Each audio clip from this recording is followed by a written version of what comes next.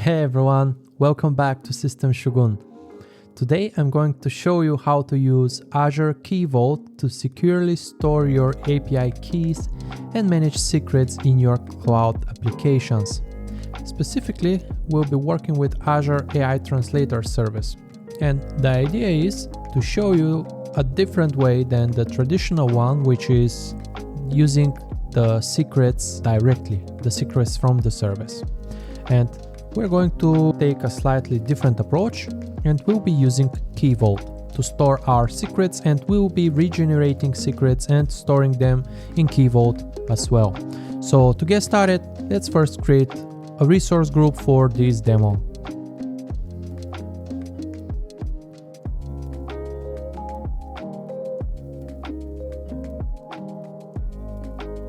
Let's name it AI YouTube. And let's leave it as is. And let's create a resource group. Let's go to the resource group. And now let's create Azure KeyVault.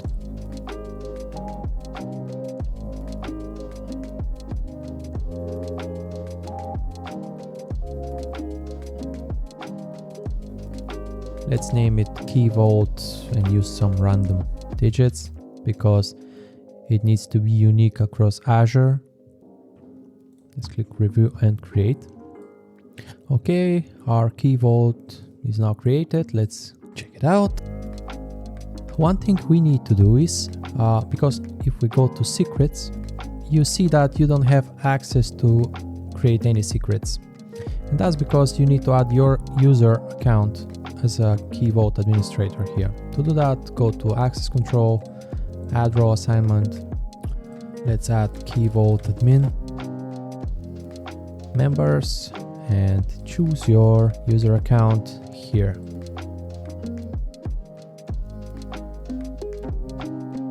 Now that's done. Let's go to secrets now. And we are now able to create secrets, which is great.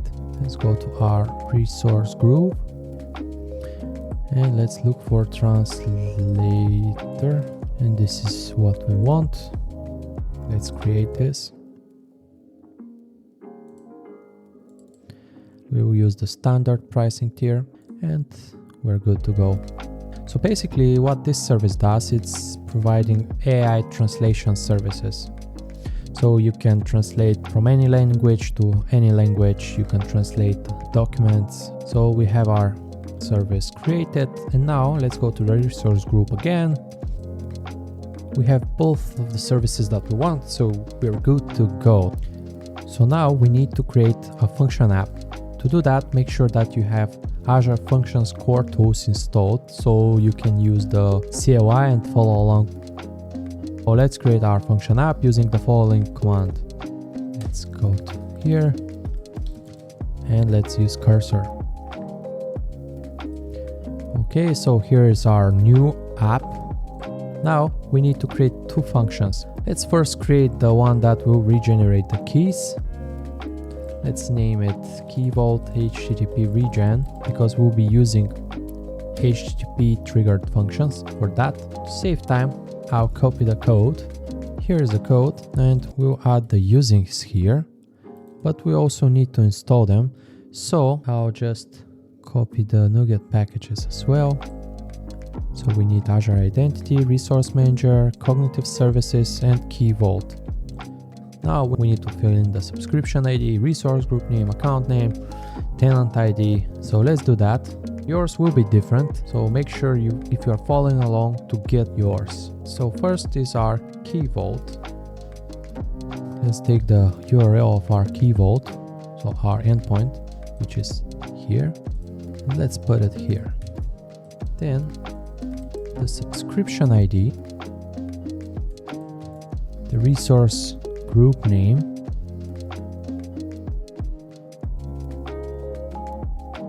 this actually is terribly named. Actually, the AI resource name, like that. And this one, how did we name it? Okay, so it's this one here.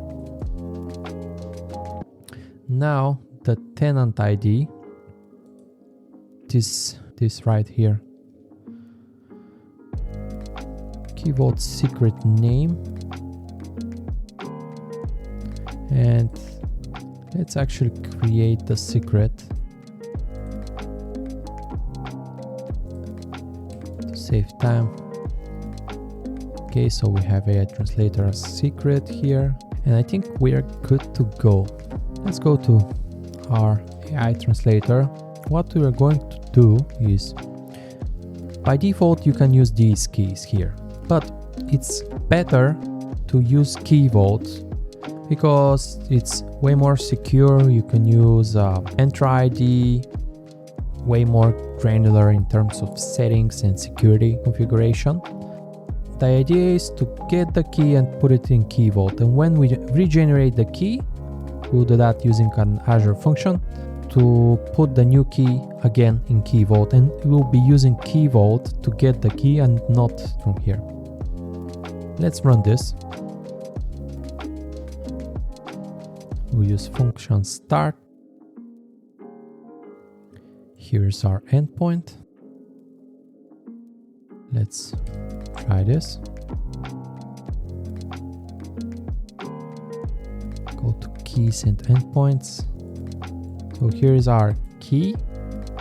Now let's go to KeyVault.